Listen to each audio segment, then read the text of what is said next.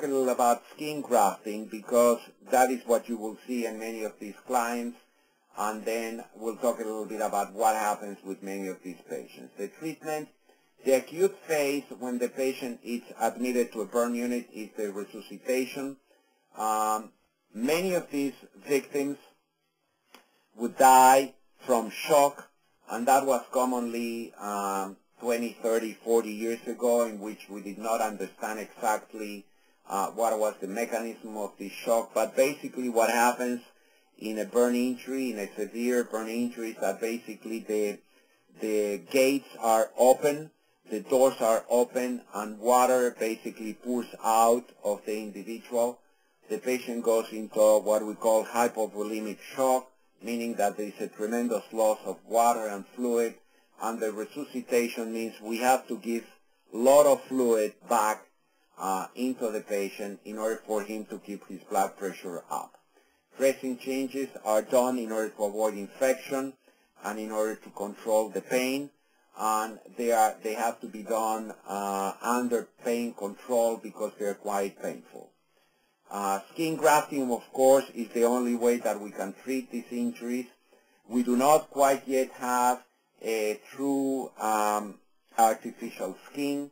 We still have to use the patient's own skin. Is the best material to skin graft these areas. Homografting is cadaver skin.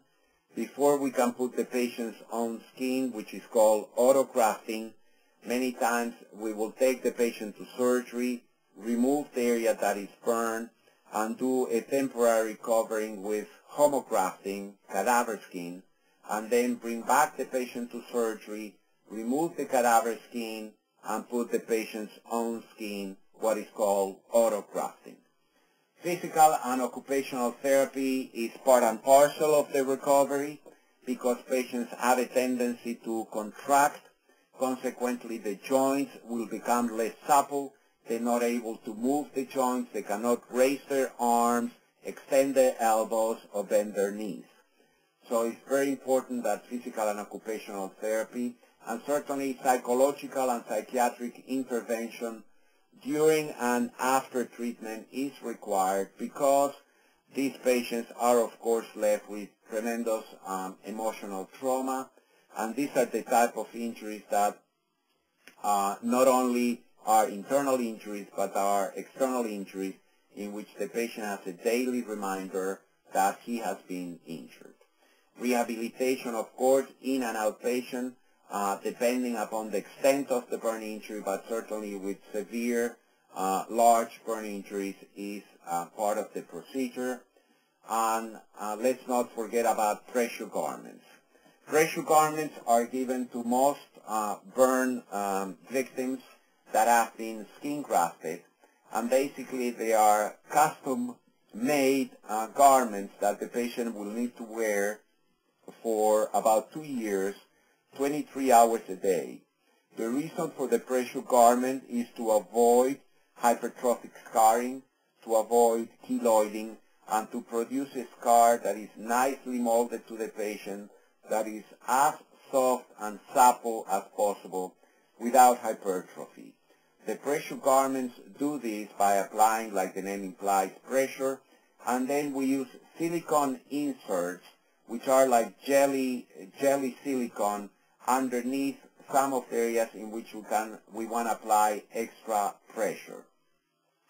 Ultimately, for those patients that have sustained facial burns, we have face masks that are custom made. They are plastic, and the patient wears them again 23 hours a day, and the reason is that pressure needs to be applied in order to make the scar smoother and softer. So these are all the elements that a burn victim will have to deal with. Of course, there will be medications that will be also accompanied, and of course the recovery is lengthy, particularly in those large burn injuries. Back to work issues. These many times are, of course, a source of litigation related not only to back to work, but to permanent and temporary disabilities. These are always sticky issues. In cases in which the injury has occurred during work, and in cases that involve large injuries, like in oil fields or particular plants in which they deal with chemicals, cleansing agents, and in which burns are extensive, third-degree burns affecting large parts of the body. Most of these patients have a hard time going back to work, and if they do go back, they go back to a modified duty, or they have to go through a retraining and job rehabilitation program. Permanent and temporary disabilities related to burns. These patients should not be exposed to the sun, because the sun will produce a hyperpigmentation, meaning it will darken the scars. So we commonly tell these patients not to be exposed to the sun. If they need to be exposed, then they have to wear either protective clothing or a sunscreen, 25 or above protection. And disabilities also, they should not be exposed to extremes of temperature, no hot or cold exposure, because these patients do lose the ability to control their body temperature. Again, I'm talking about large burns.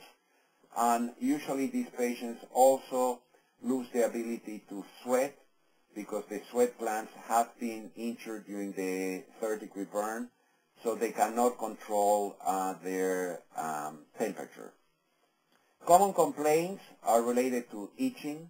I would say that most, if not all, burn victims do have itching, and that is related to dryness of the skin. Certainly, when we skin graft, the sweat glands and the oil glands do not get transplanted. Consequently, the skin of these patients is always dry and itchy, for which we recommend creams. That is again part and parcel of the treatment.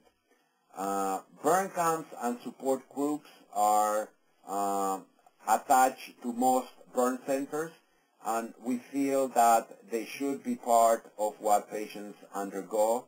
The support groups, of course, are free. The burn camps is a minimal fee, but do help particularly children to deal with their injuries.